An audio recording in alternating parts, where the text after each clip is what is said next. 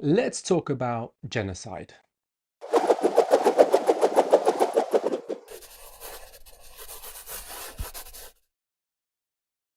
Most people watching this will be aware that recently South Africa has taken Israel to the International Court of Justice for crimes of genocide. It produced a historic 84-page dossier cataloguing Israel's crimes under the Genocide Convention.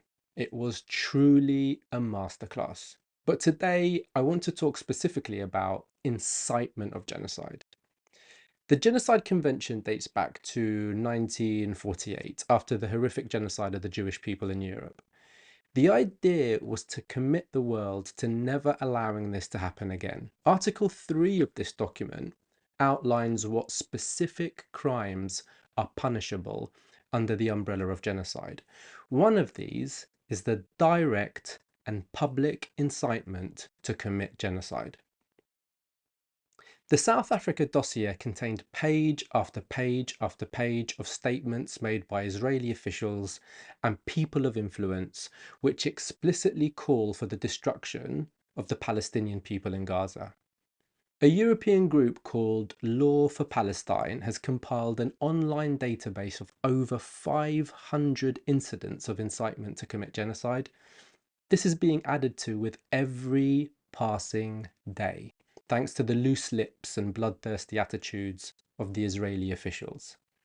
So, look, most of us will be aware of the president of Israel, Herzog, saying that there are no innocent people in Gaza and that the entire nation is responsible, effectively calling on everyone to be considered a legitimate military target. We've also heard about the Prime Minister, Netanyahu, invoking the story of Amalek, telling his soldiers to remember what Amalek has done and to fight.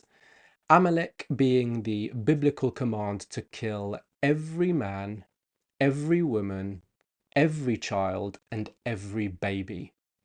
Not to mention the officials who have called for Gaza to be destroyed, nuked, its people moved to Sinai or deprived of water, food, fuel, electricity.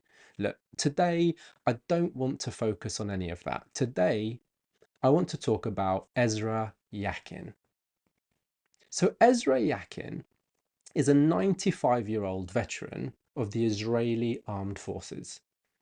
When the State of Israel was created, he was 20 years of age, and he was fighting with a group called the Lehi, or Stern Gang.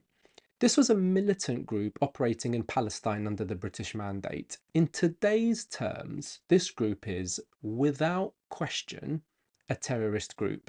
It killed civilians and attacked government authorities in an attempt to advance a political aim. The textbook definition of terrorism. That aim was Zionism and the creation of the State of Israel. Ezra Yachin and Lehi were involved in the massacre at Deir Yassin, where an entire Arab village was murdered or exiled in the period preceding the formation of the State of Israel. Ezra Yachin, somewhat symbolically, although he's 95, is still a registered reservist. Days before the ground invasion in Gaza in October, the Israeli army called him up, kitted him up, and rolled him out, driving him from battalion to battalion to give motivational speeches and to raise morale for those waiting to invade. Here is what he said: Be triumphant, finish them off, and don't leave anyone behind. Erase the memory of them, erase them, their families, their mothers, their children. These animals can no longer live. Every Jew with a weapon should go out and kill them. If you have an Arab neighbor, don't wait. Go to his home and shoot him. We want to invade, not like before. We want to enter and destroy what's in front of us, and destroy houses, then destroy the one after it. With all of our forces, complete destruction, enter and destroy. As you can see, we will witness things we've never dreamed of. Let them drop bombs on them. Let them erase them. Absolutely chilling. But why do I think this is more interesting than the other genocidal statements that have been circulating. For starters, it's what this man historically represents. He represents historic terrorism and massacres which formed the building blocks of the creation of the State of Israel. He represents the entire arc of history when it comes to Israel and Palestine. He was there at the Nakba, the ethnic cleansing of Palestinians in 1948, and he is here now at the ethnic cleansing of Gaza.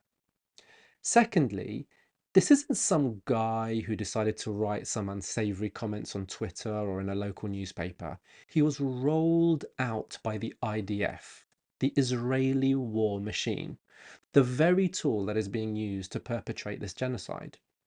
And he was being rolled out to the very foot soldiers tasked with doing the state's bidding. If this doesn't represent the intent of the State of Israel, I'm not sure what does. You won't find this covered in Western media or condemned by Western leaders.